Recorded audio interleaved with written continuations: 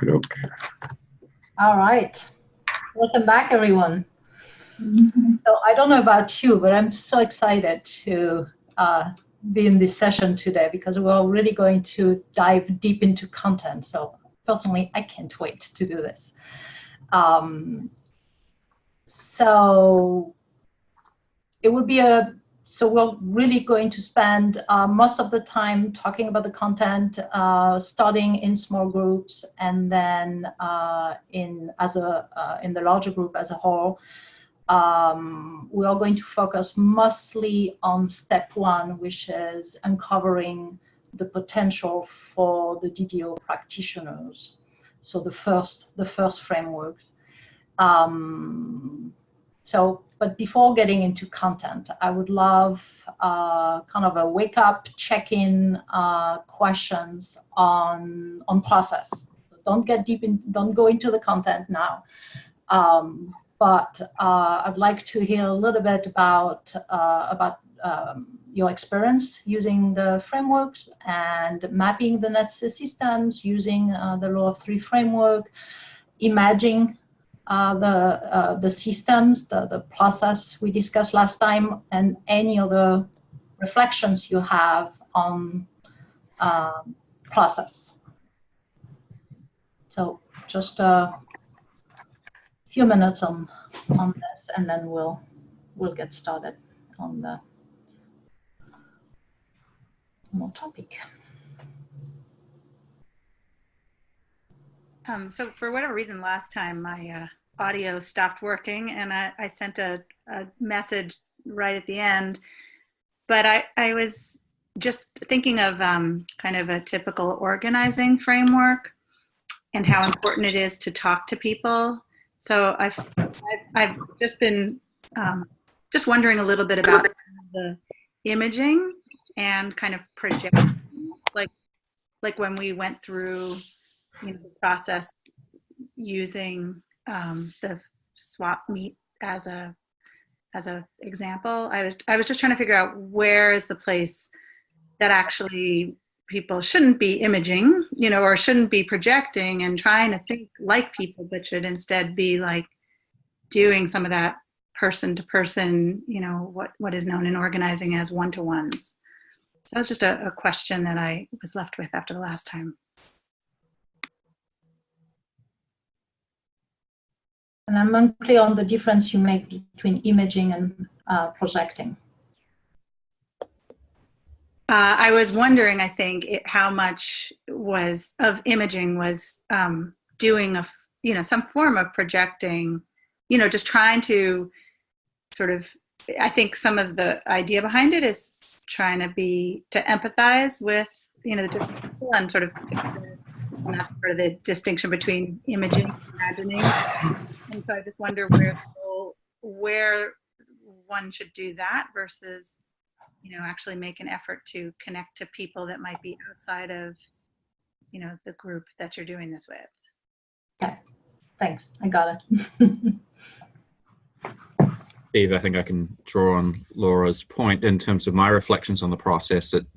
I found, great to work through the questions and the other ones that you sent out with the 3 whys and how to really get at something deeper was good. I found the most resonance around the question about what about the DDO network makes it uniquely capable of making a contribution about essence, but I found it a struggle then to get to action and get very concrete. And I to Laura's point, I'd love to, that's why I'm looking forward to today's session too, to actually talk it out and image in words and pictures and through conversation. I found myself, in my head a little bit more than I wanted to be as I was trying to image this and wondering, are these just my thoughts, or how do I connect it to, what this group is thinking and we see something together. So I guess that's part of the process, and so it was helpful but partial.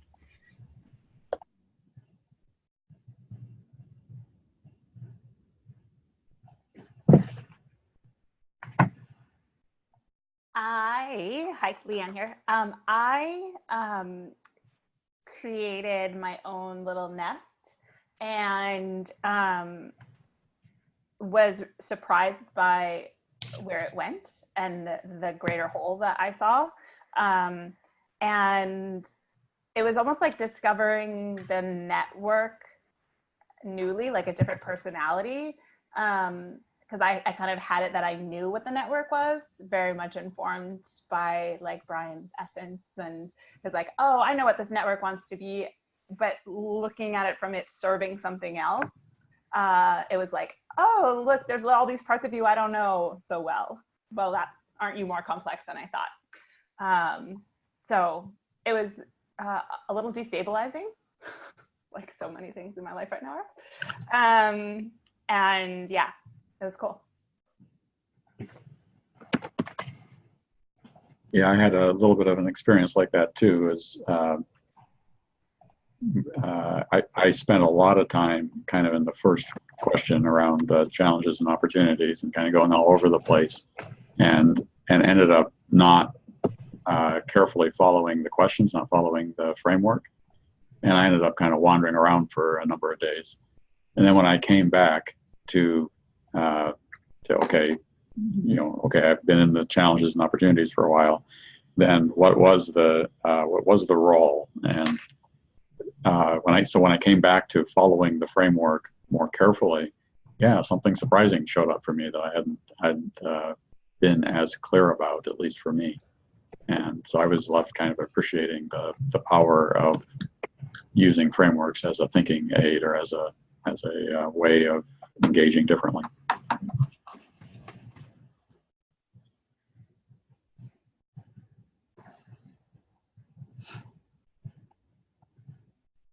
Hi, I'll go next. I think I had a similar experience to Steve, actually. So I was doing this last night, and I really enjoy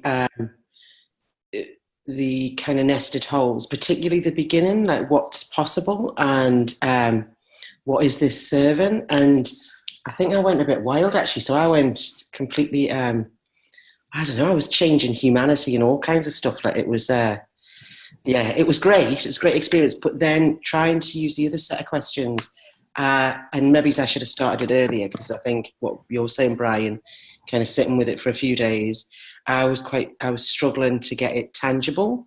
But maybe that's because I did go a bit wild. But yeah, that was my experience, actually kind of noting down what could this be. Yeah, so looking forward to the conversation today.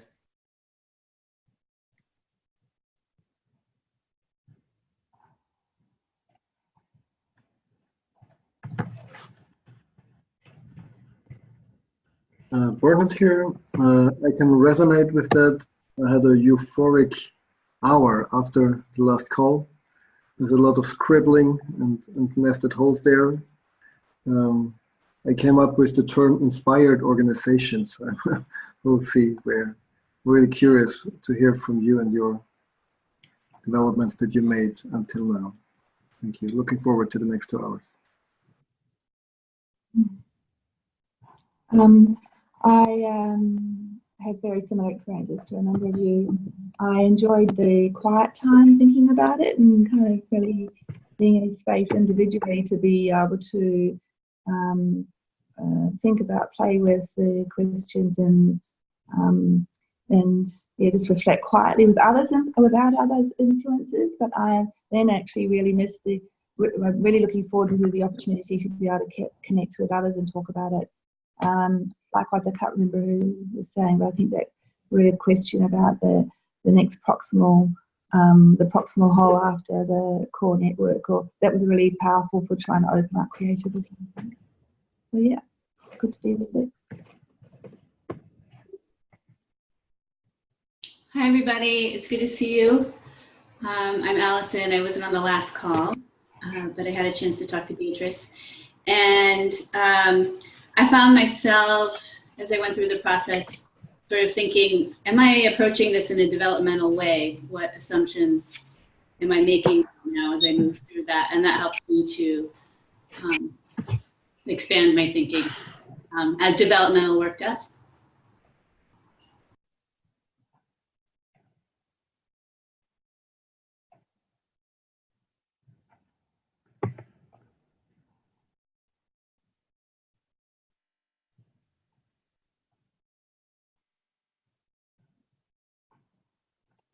Anybody else? Otherwise, we'll get into our process.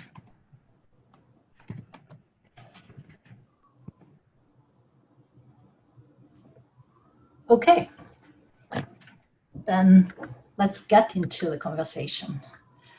So let me remind you a little bit about the process. I have just a couple of slides. And then Brian, if you can set up some sub-rooms, I think maybe 5, group of 4 or 5, see what is appropriate.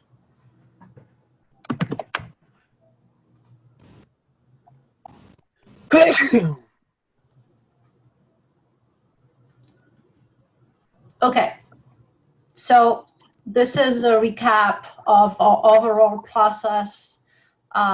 You've already mentioned in your reflection the importance of being concrete and mapping the nested systems, and you've tried the different ones, and it'd be really important to be specific when you share your insight and with others to really be explicit of how you map the systems. Then with respect to the first law of 3 framework, it's really looking at the potential of the proximate whole, which is probably practitioners. So we are going to focus mostly on this today, looking at what we see in the greater whole, however you mapped it, whether it's however you inspirational organization, a field, or organizations. And then looking at what does that mean for practitioners. I think this is going to take the whole meeting today. But if we can get some clarity about the potential for us as practitioners, I think it would be much easier to start working next time on asking the question, what does that mean for the network itself?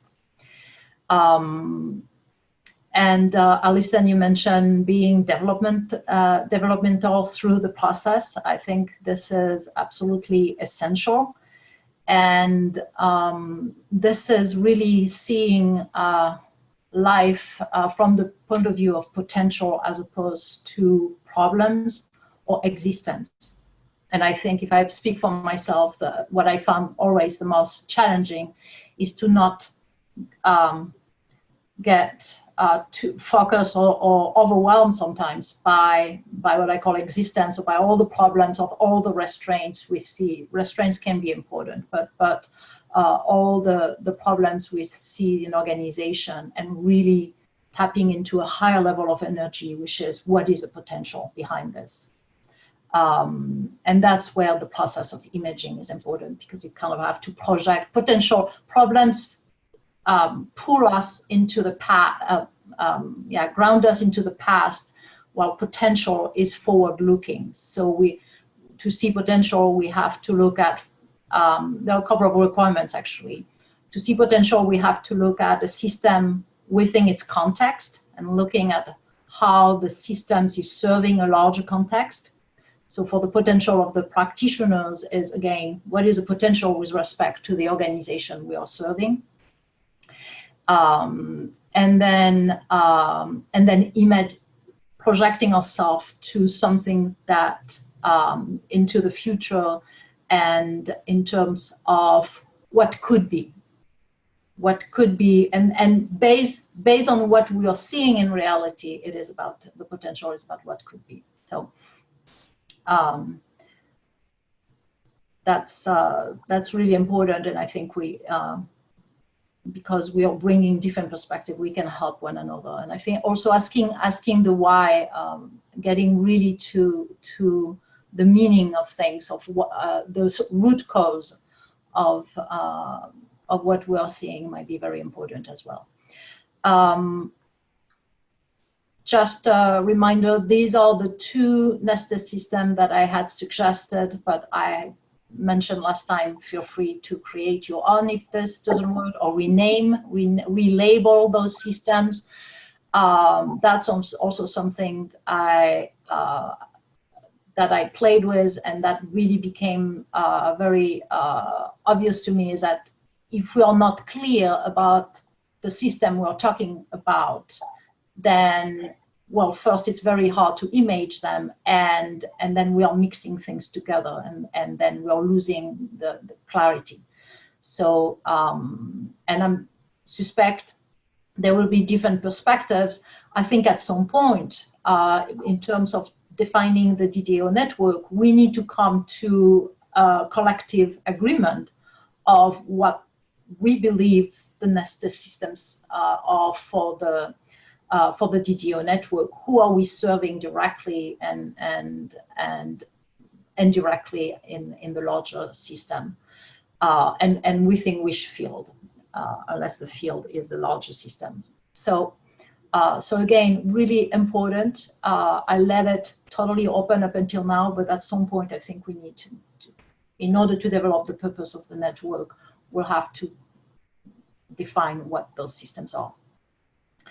And let me, well, actually, that's I can present it this way. So, can you read everything? Okay, because there's a lot of text here because I put some instructions. So I'm not going into the frameworks again. I think you've worked enough with it and you're probably familiar with it that you don't need to see it. I hope you have it in mind. So I just want to introduce what we are going to do for, I think, the next 30 minutes is in small group to share what we are started to uncover and seeing with respect to that first question, which is associated with the larger system, with a greater whole in terms of challenges, requirements, and opportunities. And so again, when you present what you've seen in your insight, make sure to be explicit on at least what larger system, what greater whole you're talking about. And then share what is significant. We have limited time, so let's try to use essence thinking to get to the core of what we've seen, what is really coming out that is really, really important and significant. As a group, I would ask you to start seeing, if any, but I hope we will see some patterns among ourselves. So see if you can capture the patterns that you're starting to see among the small groups, and capture those patterns for report out to the large group. So it's a way to start, condensing our thinking and getting to some kind of crystallization, to get into more and more to what is significant and essential. So, and I'm sure you have lots of stories to back up what you're seeing as patterns, but let's try to be as succinct as possible in terms of the data that is backing up all this, and let's try to focus on what matters the most. So please make sure to have designated someone who can report out to the large group after that. And again, I put it as trend here in terms of patterns, challenges, and opportunities, or the patterns that you see in all this. And I've added another requirement, which is after the meeting, it might be very useful to start capturing in writing what we are sensing and seeing. So it would be great, and it would be nice to have it as a small group. So I don't know if you, but someone could post what you've seen in the small groups as patterns, and then after the meeting, post that on Slack so that we have, if we need to refresh our memory, we can refer back to that information. Any questions about the process? So what we'll focus now, we're going to focus on these questions, share in the small groups. We'll come back in the large group, do our sharing or reporting, and based on what we hear as a group, we'll start working toward that questions about the value-adding role of the practitioners and what we need to become a new ableness. And my sense is that that conversation should cover the whole time. Of course, if we were moving faster, we can always go to the next step. Questions, concerns? Okay, so let me stop sharing and we can get to work. Okay, I've got, there's going to be 2 groups of 4 and 1 group of 5. Okay, and will you call us back? In 30 minutes. 30 minutes? All right, off we go. All right.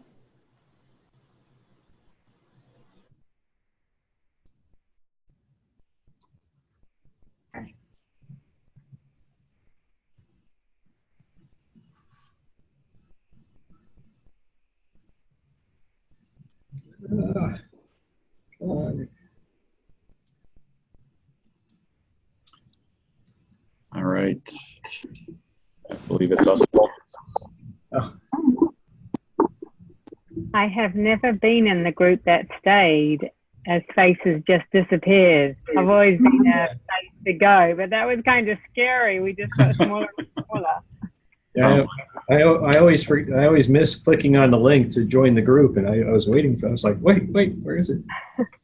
That sounds like some sort of, I'm not sure what sort of, the group that stayed.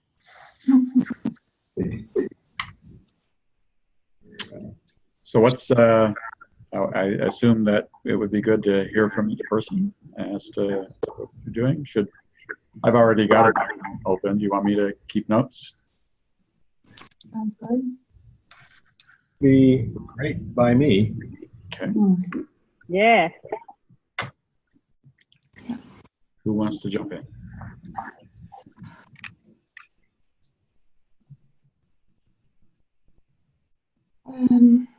Okay. So what? Yeah. So running through those questions. So just dive in. I think so. When the words I've got written down my piece of paper, and I'm going back when thinking about the challenges, requirements, and opportunities. Thought it probably comes into 3 things, and I think that the themes. I think you're breaking up. You're a little hard to understand, Rosie. At least for me. Is that any better? Yeah, it's a little bit better. This is difficult because actually I haven't got headphones and it might make it poor quality. But anyway, question 1. Can you hear me now? Well, no. yeah. I think just being a little closer to the mic is great. So what nested system did you end up with? Well, I probably took the point of view of the DDO network within the flexible one of being organizations and businesses. And then I went out into society as the larger whole. So it's a little, so I suppose I can't remember, I haven't got the picture up. It's a bit of a variation more on the second one, I think. Is that right? A version of it, yeah. And actually I noticed when listening to everybody here how I think from the point of view of society as the greater whole. Whereas I think maybe others might really think about it from other points of view. I was thinking either think about it from the point of view of our environment or the more built structural things. So that's where I went, and I certainly thought about the all pieces of work as being the proximal whole. Yeah. So then without the challenges and opportunities, I see them in relation to relationships. So there's real opportunities with relationships with people, as well as negative aspects with it. And that actually is one of the challenges I've seen, I think, for the network, is about forming the kind of relationships that really strengthen the work and how to do that. The challenge is how to do that effectively to be at a deeper level of work that's required than what happens a lot with what happens to people's life and networks. The other opportunity and challenge, I think, is a lot to do with geography. It's actually an enormous asset, but big challenge for us to be sort of across the Western world.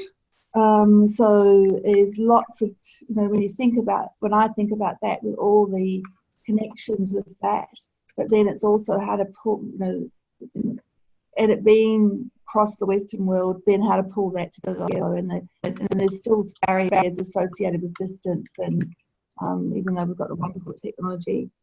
And the third group of things I saw as challenges and opportunity was things about doctrine or expertise. And I see that as providing enormous wealth to us, but I also sometimes see it as creating real barriers and conflicts because the doctrines kind of get to be driving it rather than actually a higher purpose. So those were the three things I saw, or the three themes I felt with the challenges, opportunities, and requirements. I don't know, I feel a bit anxious about keeping talking, because I'm wondering if you're hearing me. And I think you're doing great. So the next question, my theme was, I think the word. What's the question? Can you read it to me again, somebody? Because I can't see it. I can read it. It's share your significant insights about the greater whole. Focus on what's core, i.e. the essence of the trends, challenges, and opportunities. Look, I think the greatest things are the words I've got written down, and I'm having a little bit of trouble connecting with it. I've got about I think it's it's about leadership, advocacy, principles. I don't know where I quite went with that, so I'm sorry. I think I was trying to get to what the possible value it could provide. I think that's where the leadership in this big task around, for me, being able to, provide, create and support environments where people realise their greatest potential. So I think that's where my words went. So I'm sorry. And the third one, I've got words about. Sorry. I think maybe leave it there at the moment. I'm sorry, I have to reconnect with my words. Maybe somebody else could pick it up. Okay, good. Thanks, Rosie.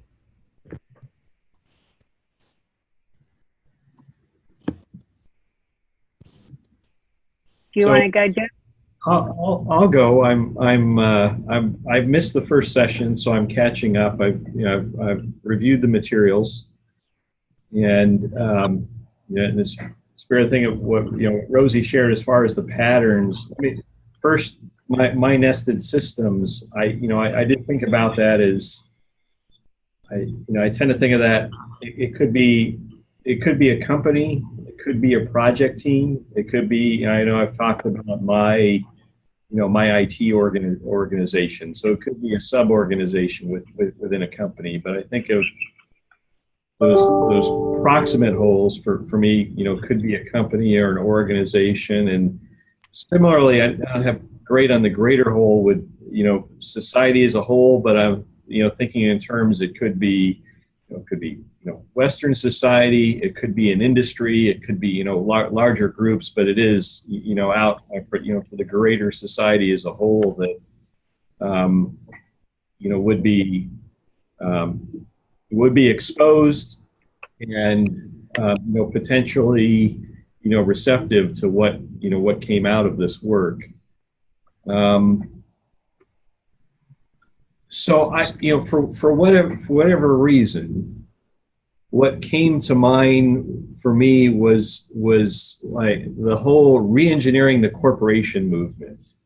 So thinking about the DDO network and what we think the DDO work could become. There was this explosion for a while with Tom Peters and re-engineering the corporation, and it was eye-opening for the greater whole. Somehow that movement just got people saw the value in it, and it picked up momentum, really, really quickly. so when I think about that, just thinking about the network in this work, it's just been what we're reflecting on is, what is the work? One of the notes I took with my notes is the how do we evolve from being maybe kind of academic theorists that maybe people see as a little bit weird and idealistic, and how do we transition that into what is practical application, and where we are skilled practitioners and people start seeing the tangible value in what we're doing. And, I don't know if I'm on the right track, having missed the first session, but that was my main reflection on this. Excellent. Good. Thanks, Jim.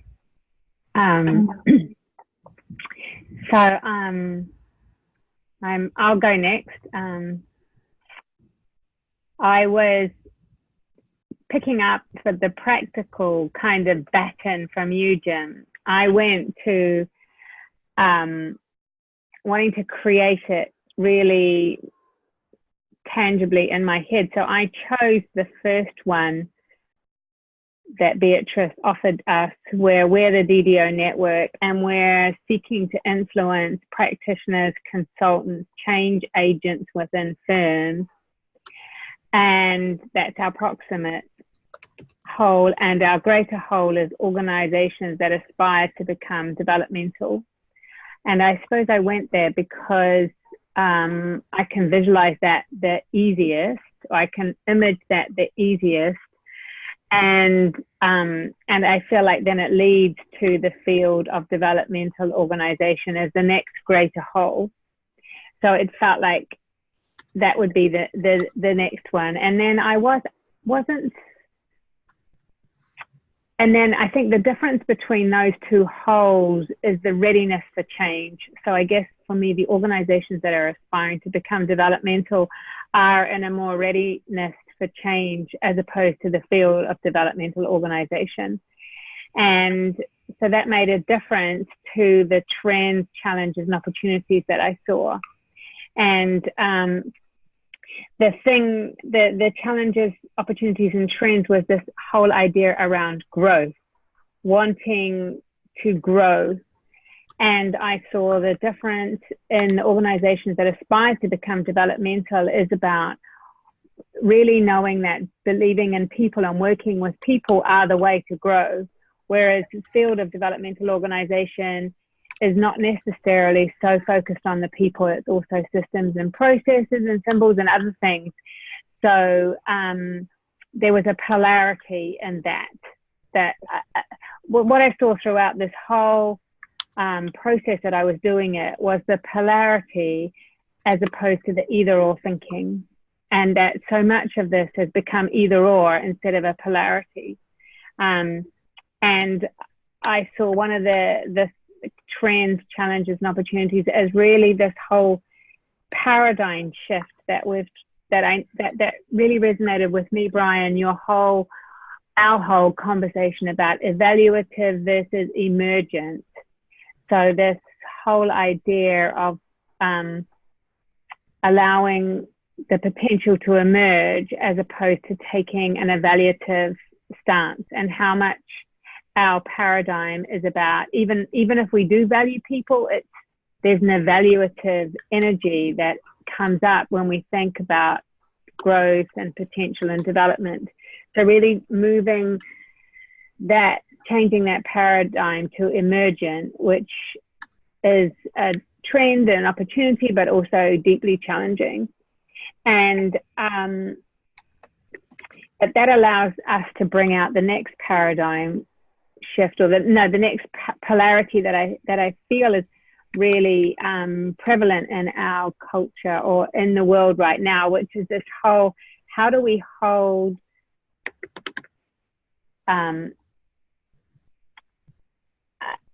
I guess around all the stuff that's happening in the US, and I'm back in the UK, and all the stuff around Brexit, and I read a really interesting article the other day about all these Silicon Valley millionaires who are buying bunkers and putting them in New Zealand for when the kind of end of the world comes. So this whole idea of how do we allow what is happening and support what is happening and allow what's trying to emerge, as opposed to needing to go into either or, good or bad.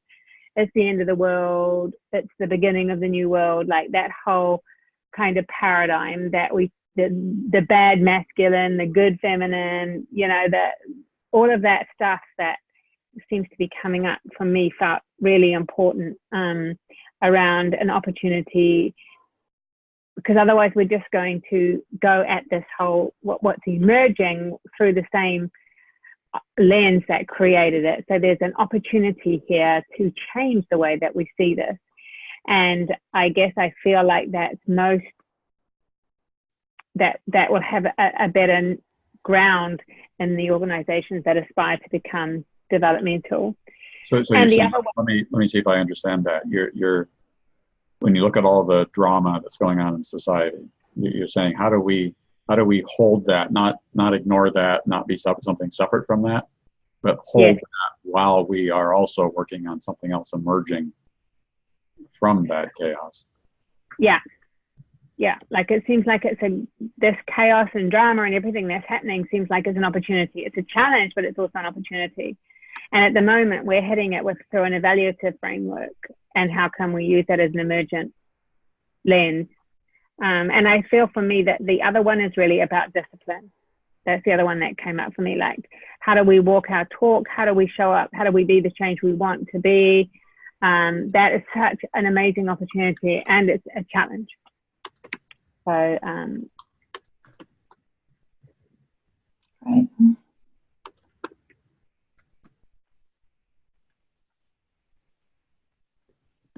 The end, or Paul. Passing the baton. That was a lot. I was kind of riffing there for a bit. So I hope that was good. That was very good. It's a good riff. We could do that again. I'm processing, Leanne, but I have to just share. You made me reflect. I try and listen to NPR on my drive in the morning, and there's a candidate for Senate in California who was talking about the need that we need to be more combative. He's running up against the. I don't want to get into the specifics of the politics, but the message was, hey, it's we need people who are not nice and follow the old protocols, but they need to get in. They need to be more combative. And I thought, you mentioned the U.S. Brexit. It's like, oh yeah, it's like I fear we're devolving, not evolving, and it's the lesson of spiral dynamics. And you just reminded me of that, Leanne. It's certainly. That's a potential challenge and a potential barrier.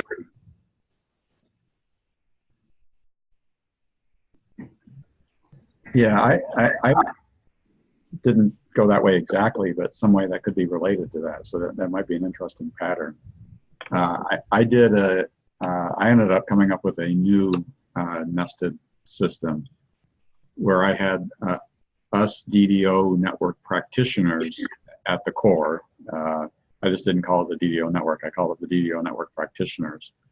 And then for the next circle, I had the developmental org community of practice, which is bigger than just the network. So I think there's an emerging community of practice-ish, it's not very well formed yet, around developmental organizations, not just DDOs, but all this kind of world of experimenting with things that could be considered developmental organizations.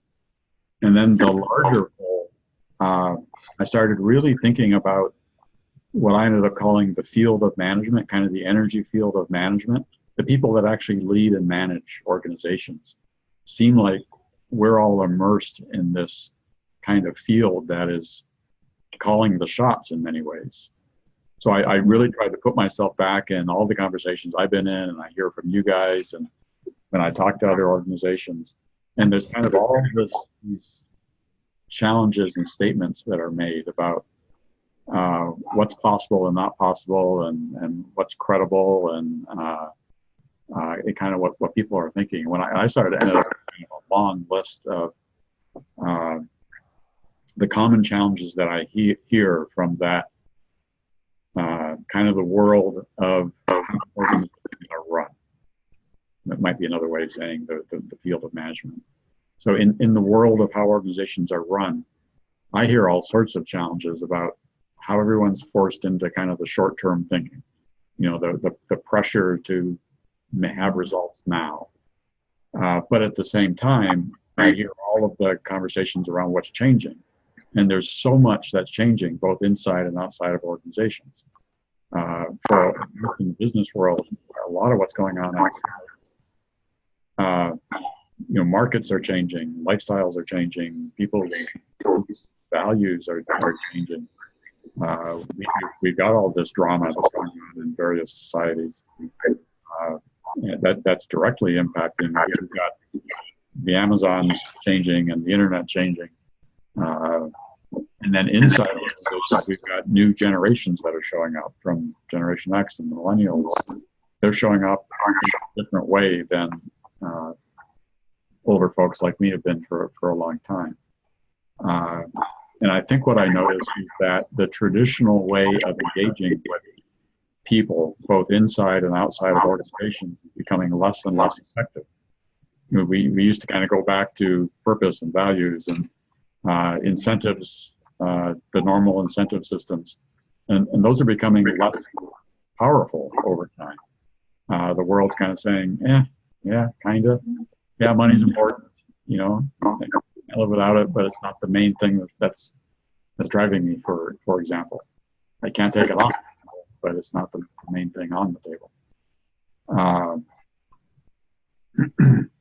And at the same time, what I hear over and over again is this kind of lack, a fear around openness to different paradigms and different approaches.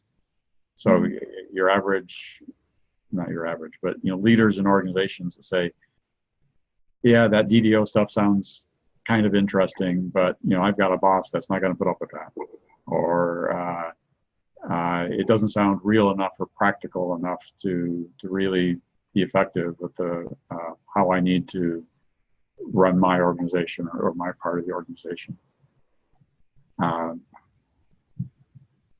And kind of two more themes of there's I think I hear just an increased level of anxiety and stress. I argued with this for a while, but when I listen to people, a lot of people say that in the last 10 years or so,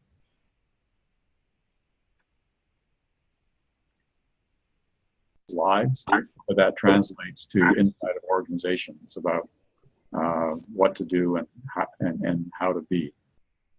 So I think I personally think what I initially argued with that, I was like, I've always heard about stress and anxiety.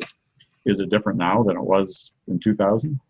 And a lot of people are saying yes, that there's something different going on now, a fragmentation and a distraction and fundamental shifts.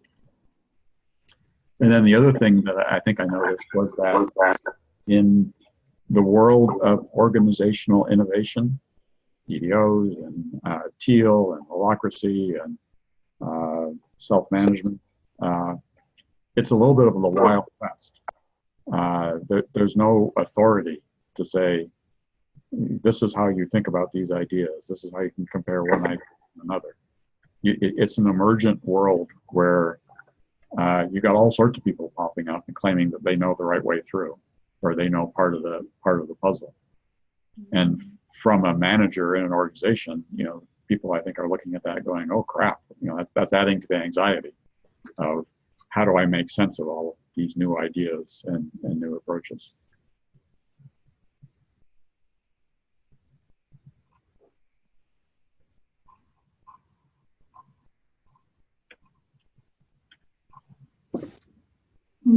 Thank you. Yeah, thank you. Anybody see any patterns to all of that? Or Rosie, do you want to go back and? Yeah, I think it's been helpful for listening to you. I mean, that kind of across those three questions, for me anyway, the things around people and relationship, and then the things probably about doctrine and doctrine and schools of thought, and then the things around geography kind of have worked across those three questions. And it probably did, I ended up getting somewhere a little bit. So new ableness things that I thought I began to think about. You know, when I think about relationship and making the most of that, the role of the network being very much to kind of facilitate that. I suppose the new ableness were things like the capability of building community connection really effectively was the new ableness that came out again for me. Now, I don't know if that's just because I've been influenced by all the work in the past, but you know, I think that's really hard, and I'm not sure if I think we're giving it a go, but it's an ability that's very important. And then I think about the doctrine stuff, and just actually we've got this account about what you were just saying then, Brian. There's a bit like all these things kind of lose sight. You know, it is Wild West, I agree. So I've liked your terminology with that. And then you think, oh crap, as you say, like, oh, here don't be another one who's going to solve the world. There's something that this ableness might be about how do you just make this practical and real? And that's what I love around the business to business side. You know, so, and I really, the ableness that in the potential in this network has been about the sharing that you've provided. And I mean, because from Digerian around making that real and because ultimately, and then making it get of all the crap sometimes and doctrines, and actually how are we going to make how do we help people to live well? How do we help people to thrive in their work and in the work context? So that was that distilling it for me, that trying to get close, what's this ability? So, you know, how do we navigate our way through all that and the ability to hone in onto the high purpose, but make it practical. And then the other thing about the ableness, I don't know, I love this bit that's international, but there's something very real about being local and global. So how are we going to get the ability in this network to move between those? That's where I don't know. So these themes are for me, for my personal themes, and then try to take them through those three things around the challenges, opportunities, role, and then ableness. I kind of landed with those words. So I don't know if that's connecting with any of you. Yeah, it's connecting really well.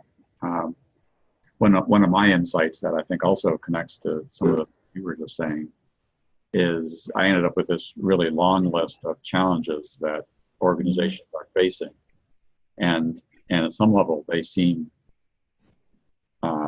like they're coming at me from all different directions. Right? They're not just one problem that I can get my head down and work on, but it's so many things are shifting simultaneously.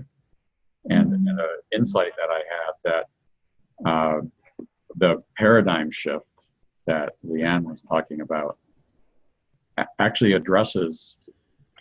is a way of addressing many of those quote unquote problems as one opportunity. But it does require, beyond, this is where the doctrine gets tricky, because beyond the specifics of any doctrine, being able to see this as one whole, as a whole organization, viewing all of those challenges as an opportunity to evolve itself, bring some coherence and opportunity. But people can't see that right now. We can barely see that as a practitioner network. So that was starting to go to me to a potential opportunity for ableness. And what you're talking about, building community and and relationships at a different level, but those relationships to extend out to the world in a way that helps other people see what we are starting to learn to see. Mm.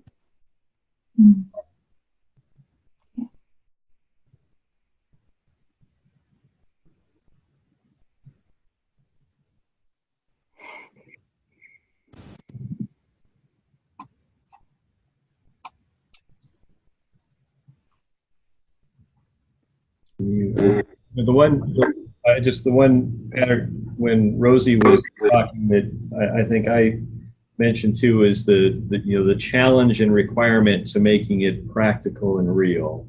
I think that's what I was charged as. There was one clear pattern to me, Brian, that came up in the discussion. Yeah, I agree with that.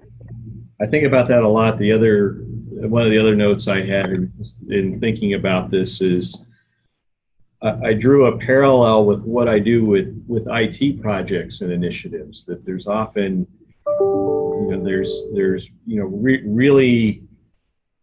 really ambitious goals or outcomes that people want. It's like I want this, and I want to be fully automated, and expect it to just work.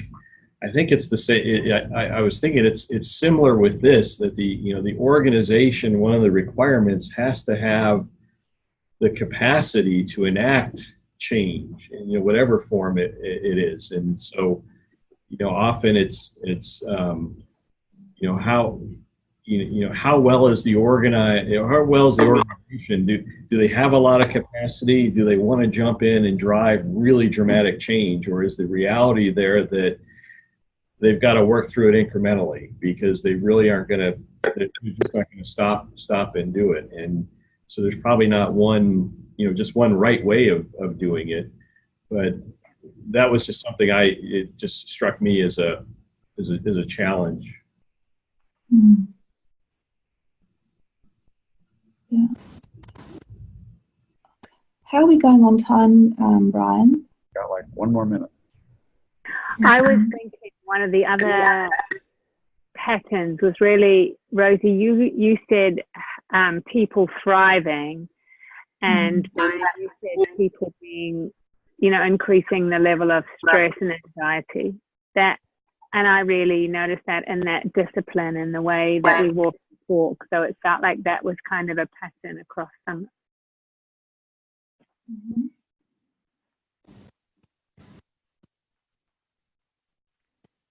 Okay, should I close this out? Any final words? Thank you, guys. Yes. Really stimulating. Thank you. People will start popping back in.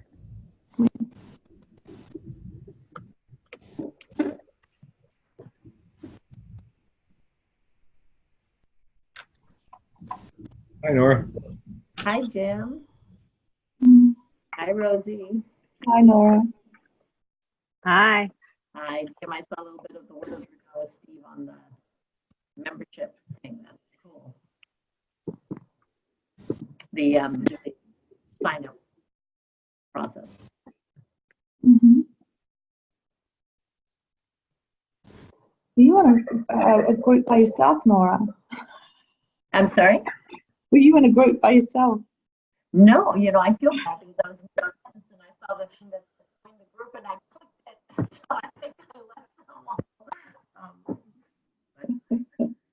them. Nora, your audio is very choppy on my end. I don't know if that's. Oh, really?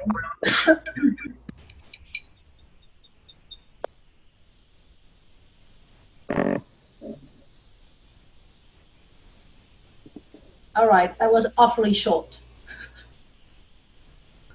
Can we go back? But it's a start. Maybe sometimes time pressure is good to help us go to the essence of the matter. So again, I don't know how we're not a big group, so I think we can be a little bit more flexible in terms of the sharing, but what did you hear? What is emerging? what's coming to the fore for you.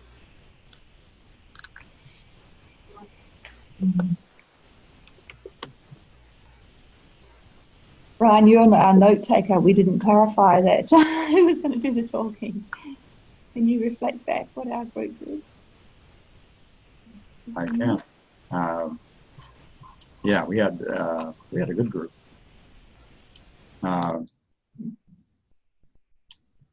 If I try to summarize some of the reflections, where we ended up was,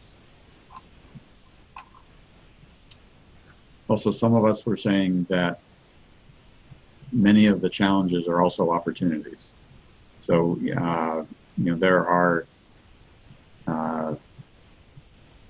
there are challenges in relationships and geography and doctrine, or exactly how all this stuff is done. But both of those things, or all of those things, are also kind of opportunities to build relationships different, build community different, build this at different scales, both locally and globally, kind of at the same time. There's when we get to the ableness that's required, I think there's kind of a clear call to pull this stuff together simultaneously from a different paradigm or from a different way of working. But a very strong theme in our group was also to have it be very practical and real and tangible at a level at the same time. I think that was maybe one of the strongest themes, is the world is facing a ton of change, both at a societal level and at an organizational level. And I think a level of anxiety and stress that goes with all of that change and all of it. And is struggling with a way of figuring out what to do with all of those opportunities and challenges that are facing us. So how can a new way of thinking about change and opportunities be effective, both from be effective at all levels of scale, be effective not only from a theory point of view, but also from a very practical point of view. And is that one way of capturing a group? Sounds good.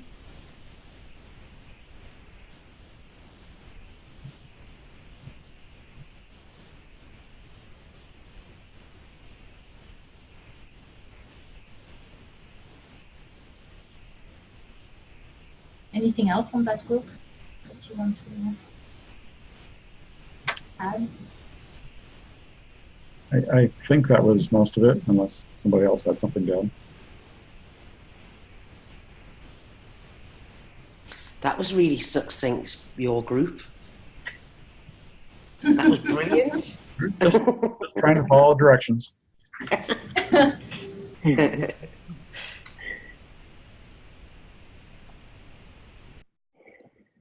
Okay, another group?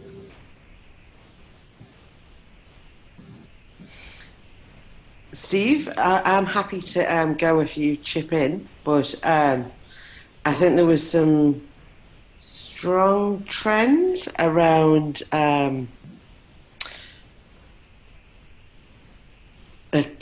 I think the thing that's just still stuck in my head is, with the conversation we were just having when we came back in, was that I think what people were talking about as a really strong opportunity is around evolution is built into this paradigm, or this new paradigm, and a sense of urgency. So there's kind of a strong opportunity in creating change. Is that fair, Steve? Yeah, I mean, I think it's similar to what Brian was saying about the changing world, the uncertainty that it causes. But we were trying to describe, I think, the upside of that, and we're not just adapting to that change, but there is potentially a way to be grounded more in the systems that we're part of and giving life to those systems and evolving with them, which helps people stay relevant, helps people stay connected. So that was, one of the opportunities. I think we also had a pretty interesting discussion around how to define the larger whole. And so, the insights there were that it was more than just work or just business, but it was fundamentally about evolution or helping the unfolding of spirit, and organizations and their place in that. That was a big theme. So the different descriptions to how to define that third whole, and then there's obviously wholes beyond that as well. So we're trying to get tangible, struggling.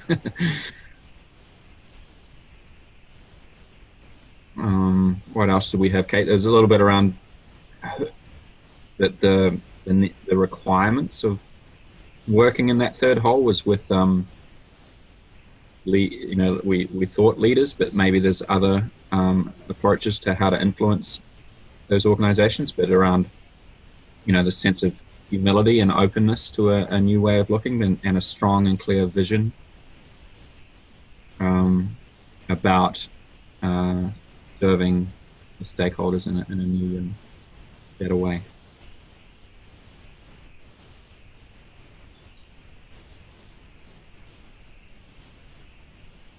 What's the rest of our group got in addition to those summary points?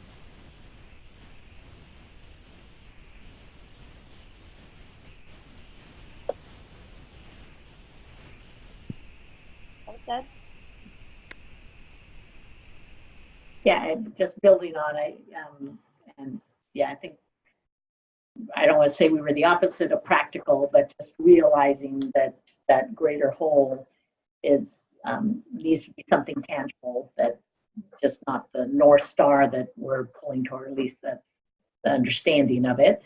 So, and then just building with that organizations could be, community organizations, educational organizations, spiritual organizations, that just however individuals come together to be in this world or in this. So that's what I think was the difference between work and just what are the organizations? How are we organizing around that, and just connecting to that? So.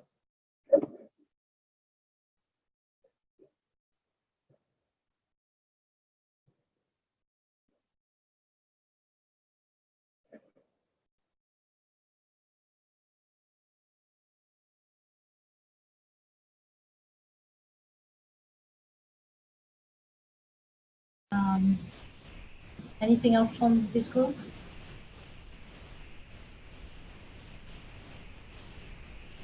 Okay, maybe I want to pick up on that and build up. And my group, please help me with this, but I may probably going to say it very differently than we talked about, but there is something that is emerging for me. And this is around that question that you just asked about who are those organizations that we put in the greater whole. And I think there was some kind of a tension in our conversation that emerged that is very present in me. So I very much resonate with that tension, and I don't know how to reconcile it.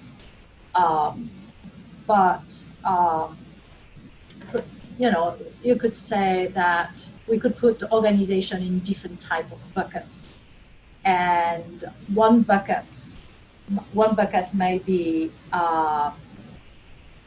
large mainstream organization that are mostly driven by profit motive.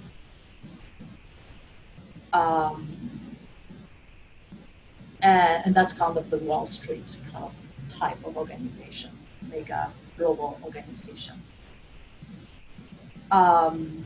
You have another bucket, which, and they'll probably, I'm really making the bucket really broad here. There are probably many refinements under this, but stay with me for a minute. There is the mission-driven, purposeful, minded organization that really that has an awareness and a conscience toward social and ecological system and planet health. And then there is another bucket, and this one actually could, but sometimes it's separated. I don't know if that bucket is one that actually cross across or not, but they are the bucket of organization who are already very much at the, the DDO, the developmental organization of the world. And maybe they are niche bucket, but they are already understanding the importance of development. And you could have another bucket, maybe, and again, they're not all separate buckets, of organization for which development is absolutely not on their radar, but they have tons of problems and they need help. And I think the tension is that with my team that I'm extrapolating based on our conversation, but basically the tension, okay, the tension is about, so who do we want to help? Anybody? Or are we helping?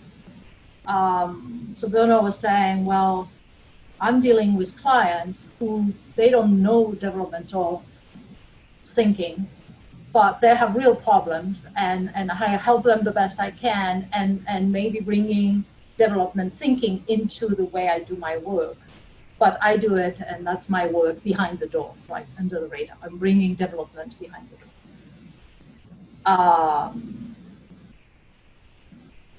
Alison was saying, well, I'm working with all those mission-driven, purposeful organizations for which social change, social justice, managing change, equity, inclusion, I will add ecological things, whatever you want to add to this, that is really important for them.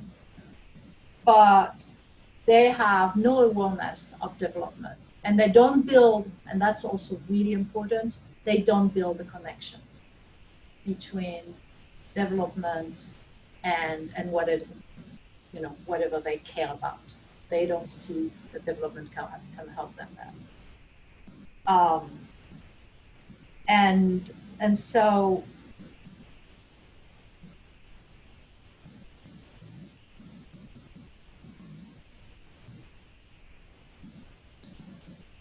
if I share something for myself, I am struggling. I am holding that tension about, do I care? Who do I want to work with? And who do I believe? And this is terrible to say it this way, but but I'm going to say it this way anyway, even though it's terrible. But who is worth enough of worth it? Or where would I have the higher impact?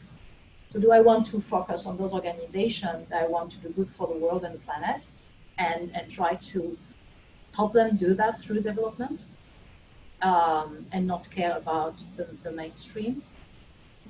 Or is everybody actually, does everybody matter? Because like one of us said, I can't remember now if Bernard or Alison said in our team, actually, as you help those any organization, help them with development, you're raising their level of consciousness, and you're shifting them and moving them toward having an impact, a positive impact, and that matters. So that was one big theme, I think, in there were sub-themes about, which I think are related. How do we scale? how do we move beyond early adopters to early majority? What does that matter?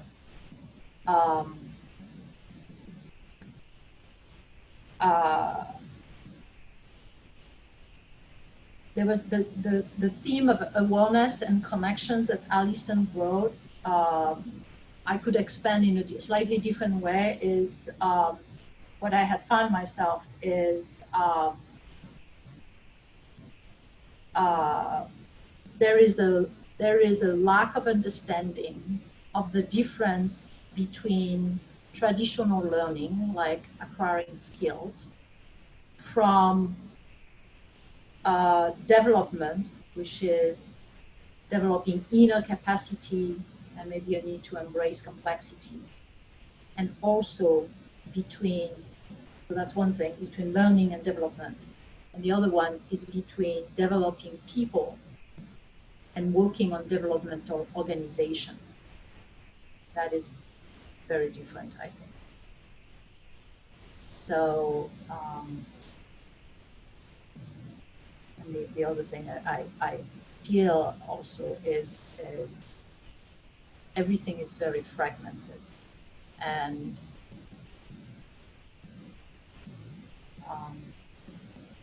in the sense that you have the people thinking of development, the learning and development people, and then you have the strategy people, and then you have, it's just, it feels that there is not a coherent understanding of how learning and development fit within the whole of an organization. So I've added my 2 cents since I didn't have time to speak in my team. So is there any, based on what you said from the earlier stuff, is there anything else, or you want to reframe anything or add to what I just said? Okay. I could add, I think there was a theme about that fragmentation and all that came through our discussion a lot too. And actually, I loved a description that Brian was saying. It's a bit like also what's happening in the world of things, the doctrines maybe. It's a bit like the Wild West as well, and that there's all sorts of well, it's probably it's sort of, it's interesting because there's a lot of interesting ideas and innovation, but then there's also some things that are snake oil.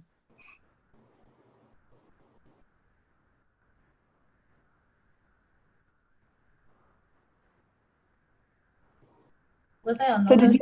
Oh, go ahead. Oh, no, I was just going to ask. So did you feel? So is with your group? Is that where you sat mainly? Is in that space? Did you feel? Did you in your discussion or other move into more the themes around the role or ableness that? Well, because it was really fast, wasn't it? I mean, I think we kind of did it, but it was like, gosh, it's so it was we were focused on only that first question, because I think we need to kind of have a sense as a whole group of that first question of what we see out there for organization before we can move into the question of what is a role. But there was a few insights which is related to that conversation, which is about, I heard the theme of scaffolding intermediary stages. That to take those organizations that are really, for which they have no awareness about development, we need to scaffold them. And, so I think there was this theme about how do we do it progressively? How do we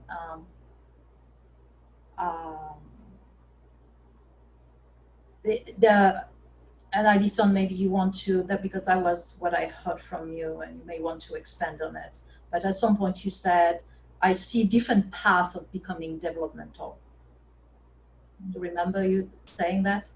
So I don't know exactly, you didn't really talk a lot about what that meant to you, but I thought that was interesting, different paths of development.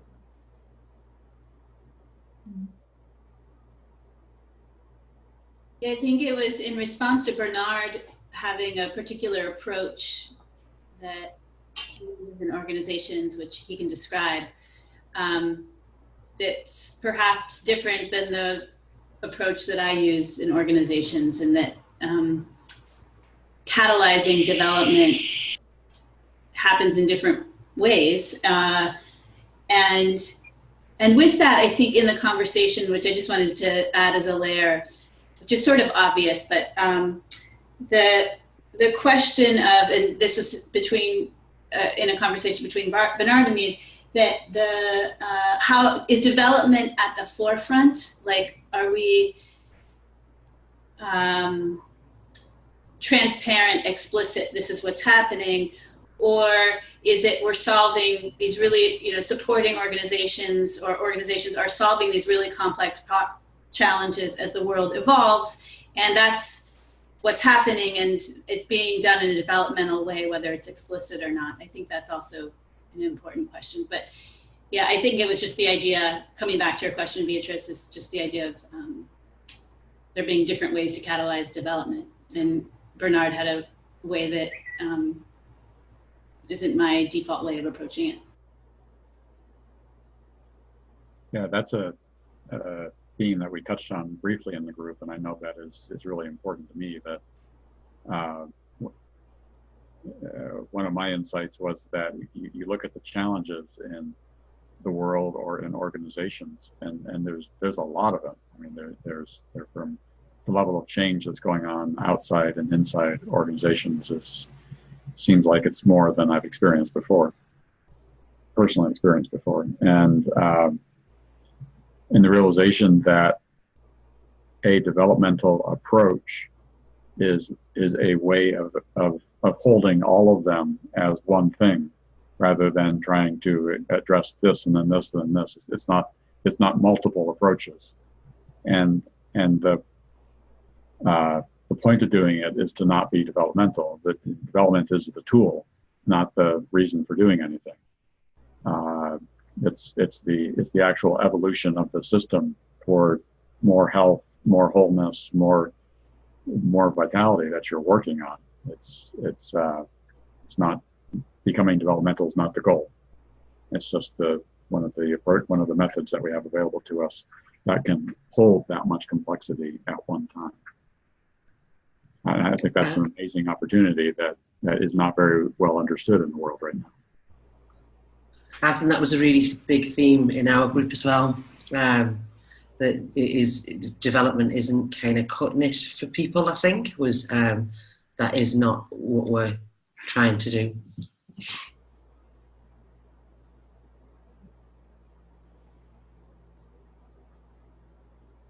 Just one other comment from the discussion. I mean, Beatrice, with the thinking of which kind of organization, I think our group was taking a slightly different approach, which was, any organization that's experiencing change and an opportunity could be helped.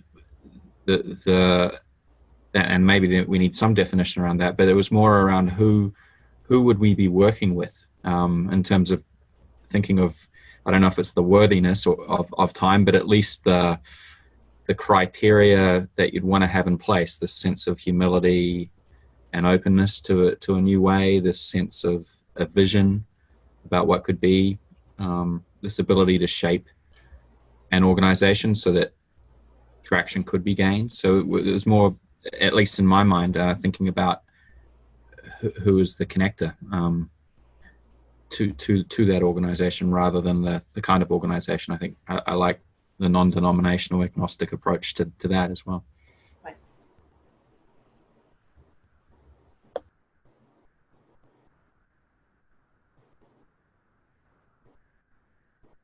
And we haven't talked yet, but maybe you guys have, and so let me bring it in terms of a field. If the larger whole was a field, what kind of field it will be. And I played around with that in terms of the field of learning and development, I guess. But I know Brian has played with a different one, and it's like, depending on the field, is also, relate to the who, Steve, in terms of in an organization. who is the best position to engage with this kind of thinking.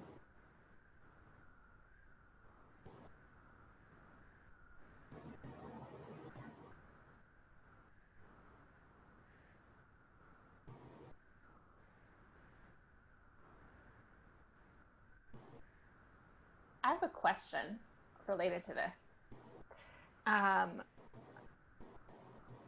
Looking at this from a developmental perspective, or maybe more from theories of development, who does it even make sense to, like, who's actually receptive? So I'm asking because it seems to me that we can't force consciousness open. So efforts applied to where there isn't that openness might be wasted. But I'm curious what other people see around the developmental sort of capacity from a development theory perspective.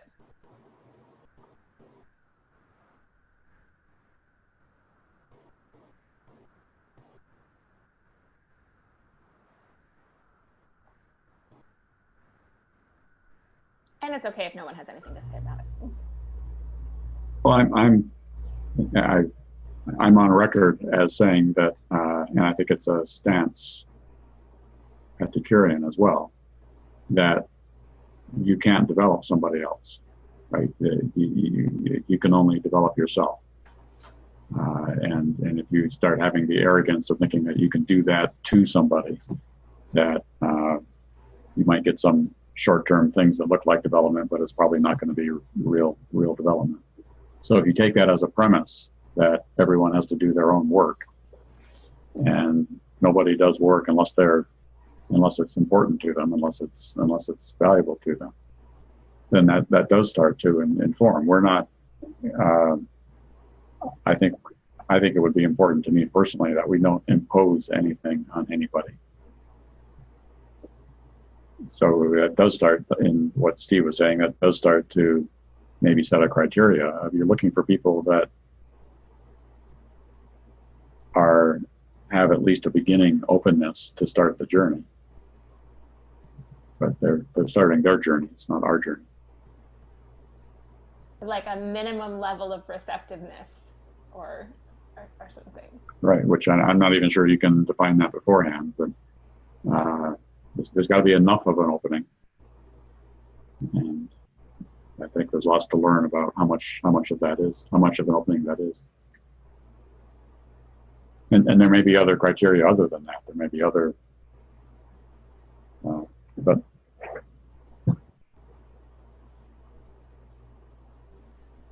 for me, there is still that question about, I mean, if you're looking for minimum receptivity, you're still leading from a developmental perspective. And what I'm also hearing is, well, maybe leading from a developmental perspective is not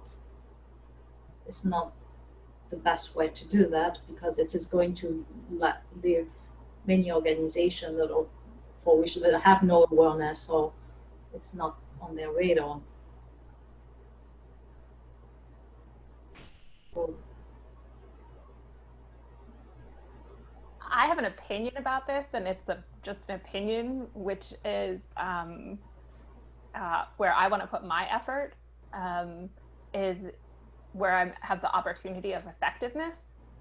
And as a result, like through the last 6 months of my own sort of inquiry, I'm clear that I don't think that is in those established organizations that aren't particularly receptive to change. And we might be able to improve something, but it occurs to me as an improvement rather than like a transformation. So I see more access in other places. And that's just where I've come to, and it's personal opinion. I want to share my experience building what you were saying, Leanne, that the appetite that I've seen is with people in the middle of the organization. Often they get excited and are willing to do the work, and it's in some ways and I might be saying something totally wrong from other people's perspectives, but it's less risky for them, and that it takes a particular kind of leader to be open to the kind of humility that it takes to be authentic and vulnerable and engaged in their own development in relation to their organization. And that seems like that seems harder to find in the world. But I find it interesting in some of the organizations that I am doing work with, more folks who are in the middle, how it's creating some interest more from the top by simply their excitement and sort of investment in it. That's been my experience, with some, obviously, a leader who's just even open, to experimenting.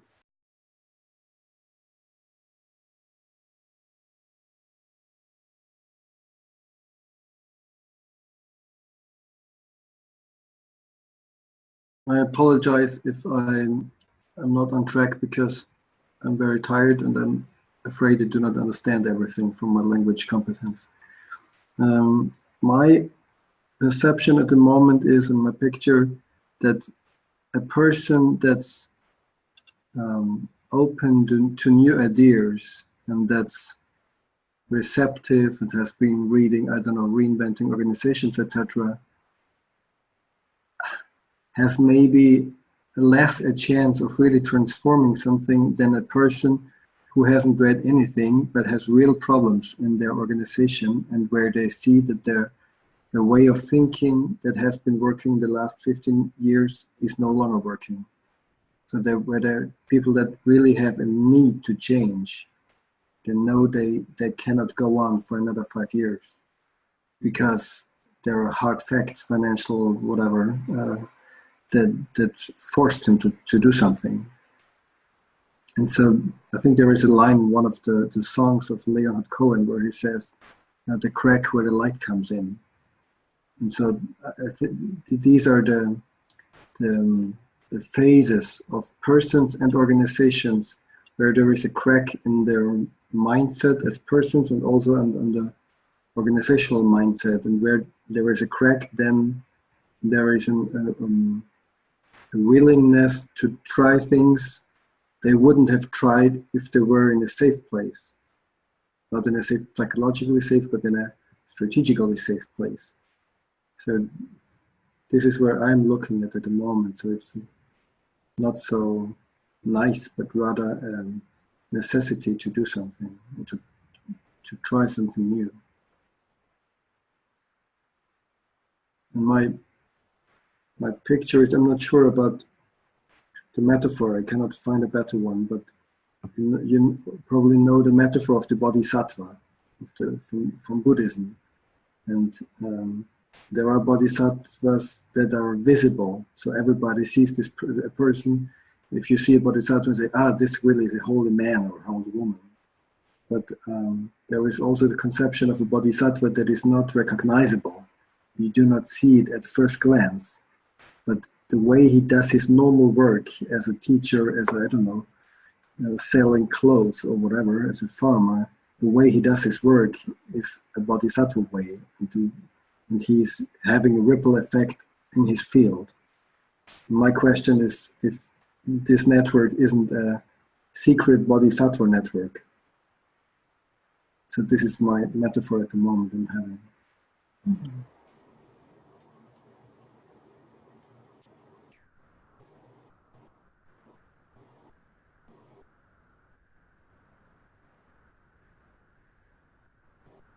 Well, what I wonder about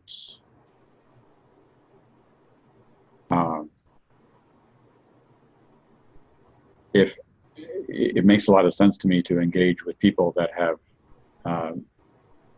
that are really trying to do something in the world that they're not able to do, right? So you're framing that as having problems that they can't solve. It could simultaneously be trying to get someplace that they can't get to, and they tried a lot of things in order to get there. That does seem like the right place to engage. And then whether I'm explicit or not, I'm going to engage in a way that is developmental. But what I wonder about is my way of engaging developmentally is going to be different enough that even if I'm not obviously claiming to be developmental, it's going to be a different way of working right off the bat, right? I'm not going to engage only in problems. I'm going to be asking about potential, and I'm not going to agree to just do a workshop every 6 months, because that's not going to help. I'm going to ask for a sustained level of engagement from the organization for many months, if not years. And so that yeah, I think there's an interesting, there may be a couple of roles that the organization plays. We could be the secret Bodhisattva that is engaging with real people and real opportunities to make a difference. And in this Wild West world where in the new emerging organizational paradigms, are we an educator? Are we a place that can help make some sense of it all? Where we can, where there's a more reliable place for organizations and people to start to understand what is the difference between a traditional extractive way of viewing an organization and a developmental way of viewing it, between an extractive way and a evolving capacity way. Because right now there don't seem to be good sources of education for that. You got everybody banging their own drum, everybody advocating for their particular doctrine, but no way to make sense. No reliable way that I've seen to make sense of it all. And maybe those two aspects of being the Bodhisattvas in the world and the educators in the world might have a synergistic interplay.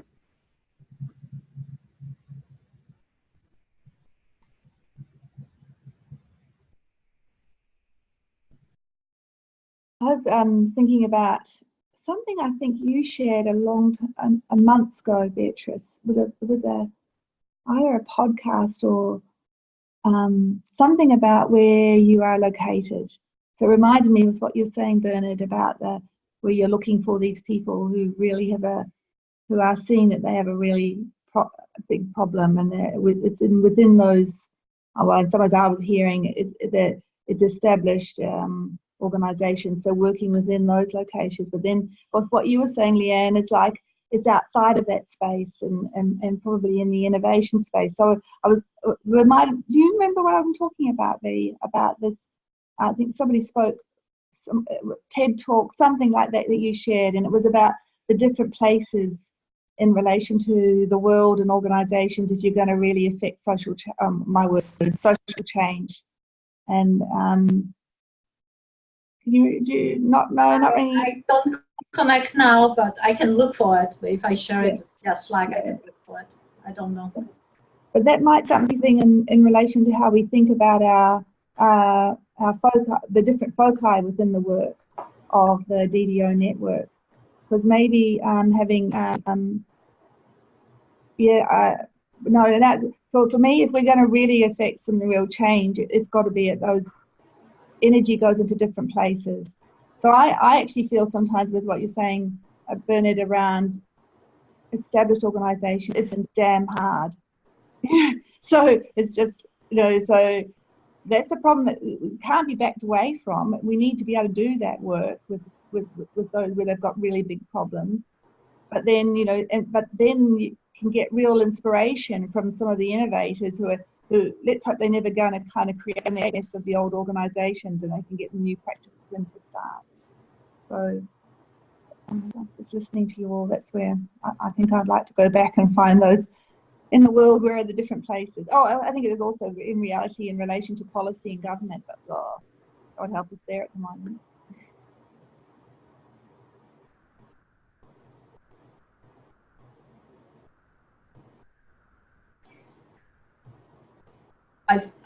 I found what you share, Bernard, really intriguing, and so I'm wondering, what is that way? You know, if what is the way? What is the Bodhisattva way?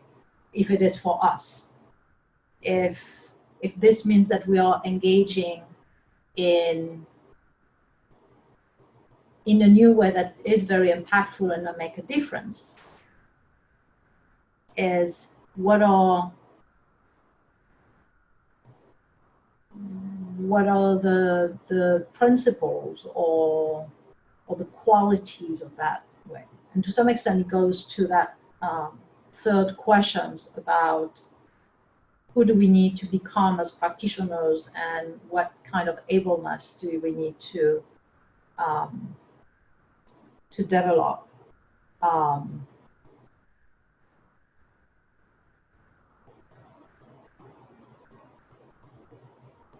And then the other question is for me is how do we make the value that we deliver explicit? So that's a good question. What is the value-adding role that we play? But if we can't articulate that, it becomes completely ad hoc, right? Well, and Beatrice, if I can piggyback on that, I just came out of a meeting with a finance group, and I can tell you what it isn't. It isn't programs and 7-step programs and this and that and the other. And our senior leadership team had just was so proud that they had brought somebody in and bought this package and spent a lot of money and went to a wall climbing wall and did all that stuff. And I was just dying in my shoes thinking like, oh my goodness. In their defense, the leadership team did not know what it isn't. And I think when you're talking about what is the Bodhisattva way, what isn't the Bodhisattva way? And I think we've all had many experiences with that. And I didn't even have the courage to respond at that time because they were so proud of what they had done and who they brought in, and they paid this much money and they got a great deal, and they all went to out of town and had a retreat and all this kind of thing. And it just was so clear to me what it isn't. And in fairness to those leaders in those organizations, for many, many years, that's what they thought it was.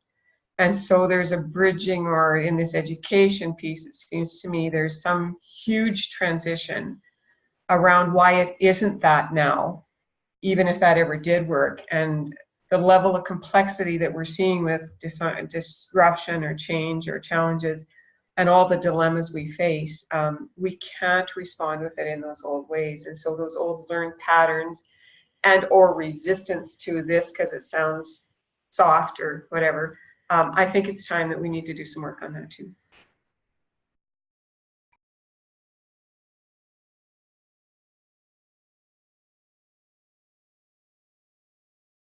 This came up for me in the second part, but that we aren't a brand.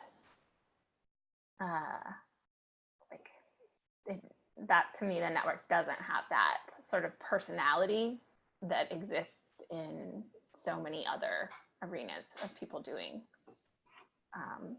developmental work.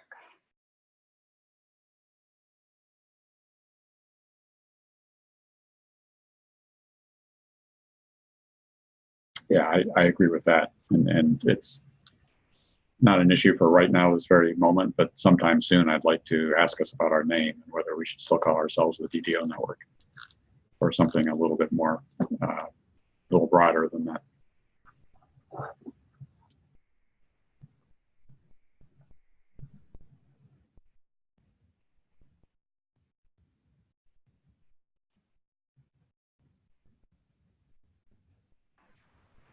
Brian, I heard you talk about being educators. I want to share a dream, but I'm not sure if it belongs to this network. So my dream is having, I'm not sure if autopoietic is the right word, but a self-refreshing or self-perpetuating system of structure culture that is multiplying, where there is on the one hand a clear, I don't know, you said 7-step process, so it's a how-to process that is easy and scalable, where people grow personally. I don't know, even if we say, okay, this group starts with people on S3/4, and the next group starts with people on S4 or S4(3) or whatever, so on some kind of developmental stage. And even if it's a mechanistic approach, it's so easy that it's possible to scale it. On the other hand, inside this strong structure, there is a lot of space for development and dialogue and reflection and feedback and I don't know what. But it doesn't need a very wise person to hold the space, but the structure holds the space. So this is what I'm dreaming of on the one hand. So for personal development, on the other hand, the same thinking, a strong structure that holds a space for reflection and learning about, on the one hand, leadership and consulting in the normal world, and not just if you already are a DDO. But this is what I'm dreaming of having a scalable system that's easy enough to multiply.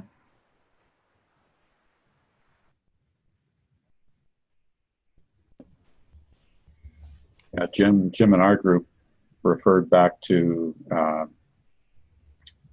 earlier movements that have kind of caught on and spread really widely throughout the world or the business world. Or wouldn't it be interesting if something that had that level of integrity to it and scalability to it started to catch on and spread? Yeah, I want to reflect. I might be circling back, but I think, Beatrice mentioned in her group, I wrote it down, purpose-minded organizations. So when thinking about those nested holes, it would be, I think it would make sense to target those purpose-minded organizations who are going to, lead the way. Give us those tangible results that people would point to say, hey, that's interesting. Look what they did. I want to imitate that. But I do think, for me personally, one of the ways of articulating the way of thinking is whole the parts and parts the whole. I learned at the Curian, and I think about that all the time. In not just for DDO, but when I'm setting a strategy or looking at a business process, it's, do I need to work this from a parts to whole perspective, or can I take a big picture approach and do a really dramatic, say, process change or innovation? And I think it's the same thing here. I'd hate to lose the little pieces, the parts to the whole, where we're developing practitioners or helping create those conditions for people to develop that aren't necessarily seen. And to me, that would be in place as as some of the bigger picture accomplishments are emerging. I think it would certainly make sense to target the more dramatic shifts, or those. I like the way you put it, the purpose-minded organizations who would be drawn to this, who would want to undertake something in a large-scale way that would be very visible and very measurable.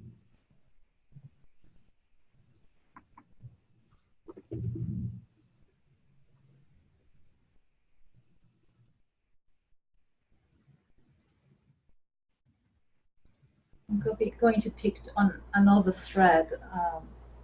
but I'm still holding. I'm going back to this Bodhisattva way, and what is our way, and if it is a way that is able to help organizations solve intractable problems, I will make the assumption, so I will use that as a premise, that the intractable problems of our time are systemic.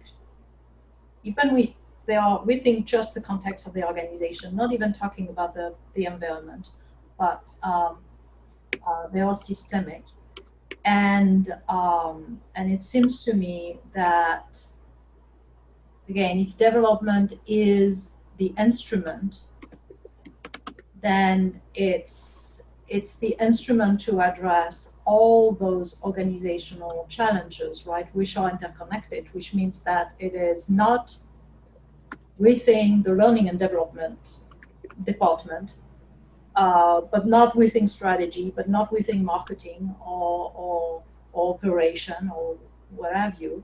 It's across all this, and it's a way that look at the organization as a whole integrated system, and look at those intractable challenges as and shifting them towards potential, but within the context of a whole system, and that bring development as part of it's the way we show up, it's the way we engage, it's the way it's the framework we use, the question we ask, and so on and so forth.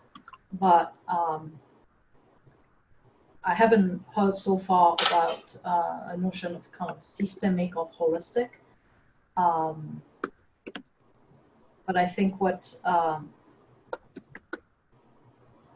I think there is a need for helping organizations better start integrating across systems and start looking at things in a way that is much more holistic.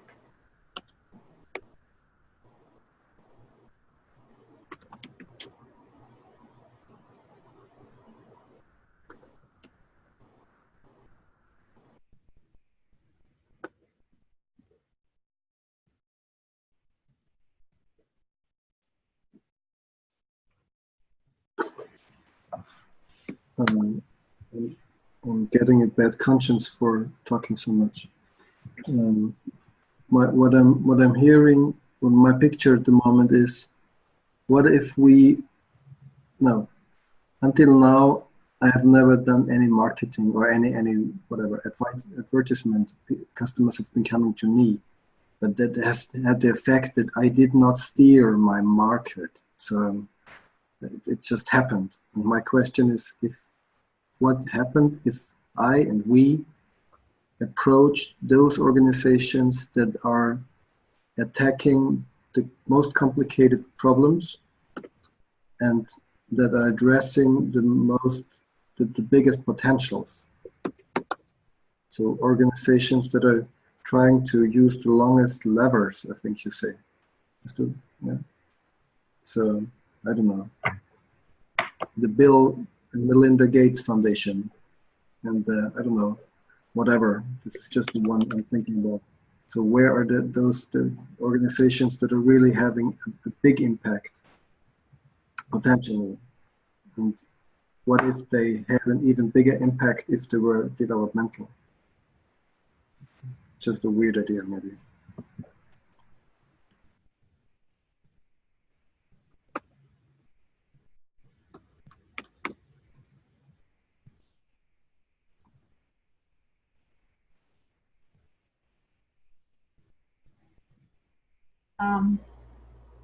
I want to be conscious of time, and we pretty much have less than 10 minutes, 7 minutes now if we want to be on time.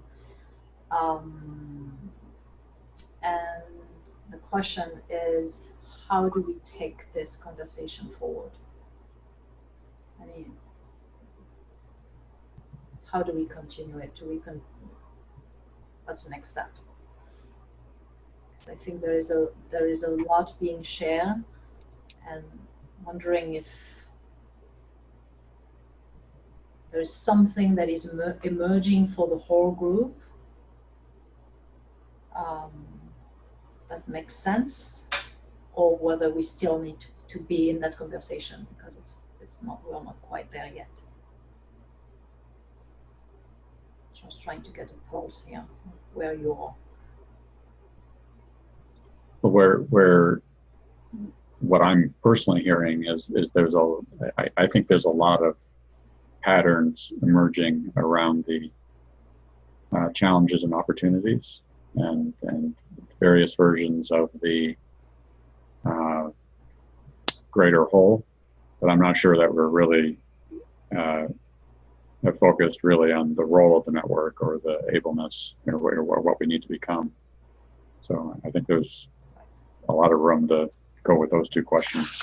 Oh, absolutely. But I was actually only thinking of the first question because I was wondering whether, I totally agree with you, but I was wondering whether we felt something emerging in terms of those challenges and opportunities, because in order to answer the second question, you need to have a sense of what is the challenge and opportunities you're addressing.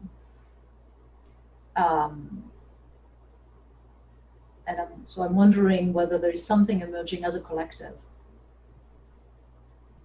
or whether we still need to continue exploring challenges and opportunities.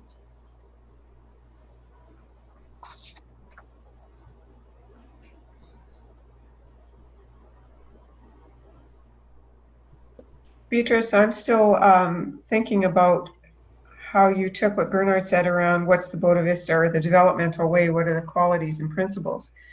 And I'm wondering what people think about that.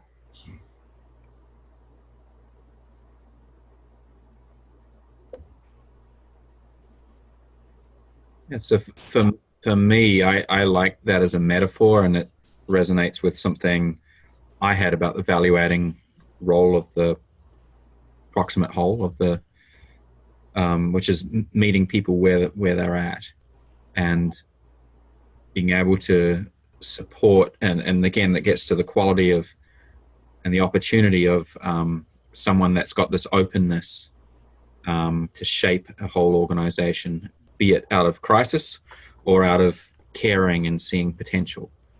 So this idea, the fact that we're independent structure, with no vested interest, non-denominational, we can support organizations. I don't have a formed perspective yet about going out to the market, but just feeling that as a group of practitioners, we're already connected in various places, and we could just organically establish those connections as opportunities to help organizations that are looking to shift. I'm sure that'll have to be scaled up over time, but I'm just sort of seeing evolutionary steps around supporting organizations that are looking to shift, have an openness to say, hey, there has to be a different way, because we've either got an intractable issue, or we can see an opportunity in this fast changing world.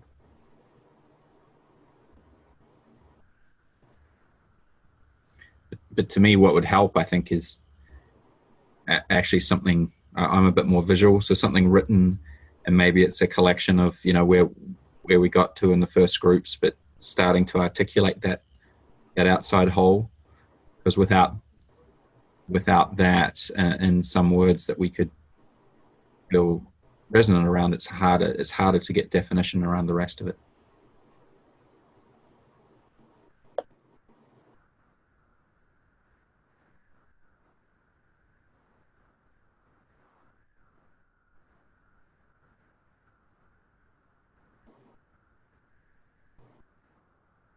Anybody else reflections about that particular theme? Yeah, I appreciate the Bodhisattva as well, and I have an assumption. I was thinking it'd be an interesting question for all of us to write down. How many people do we think would be practitioners in the DDO network 3 years from now?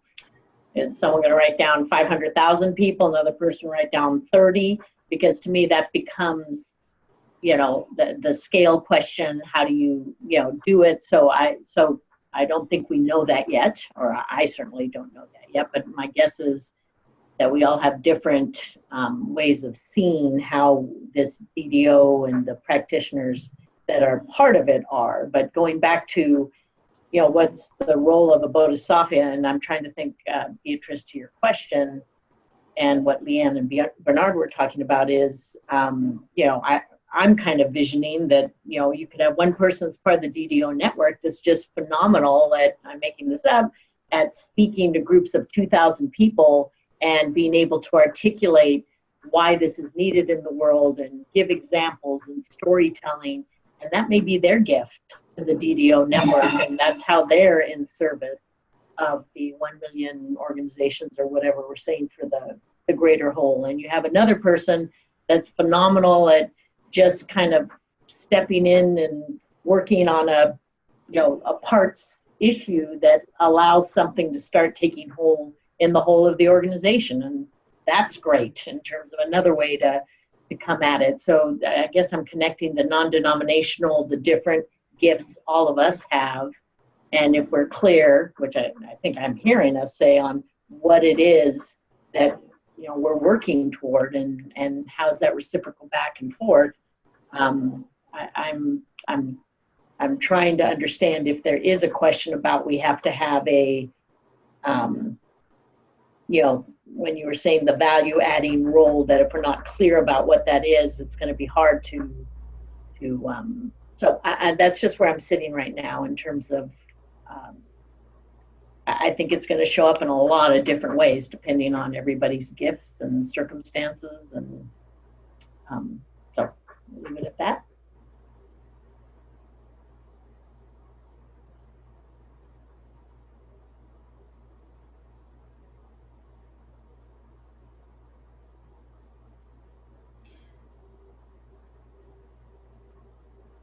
What is the best way we can create, towards Steve's question, a better visual picture of that greater whole? And I'm thinking in terms of process here. Is it something that we want to reflect on between now and next meeting, and then work on that next time as a group? Is that, because it seems, and are we trying to focus on what Bruno was kind of starting to paint, or again, I'm trying to test whether this is resonating with all of us, or whether, I mean, don't want to narrow down towards one direction if, you know, other people are really not resonating, saying this is not, because we have to get a sense of the collective here.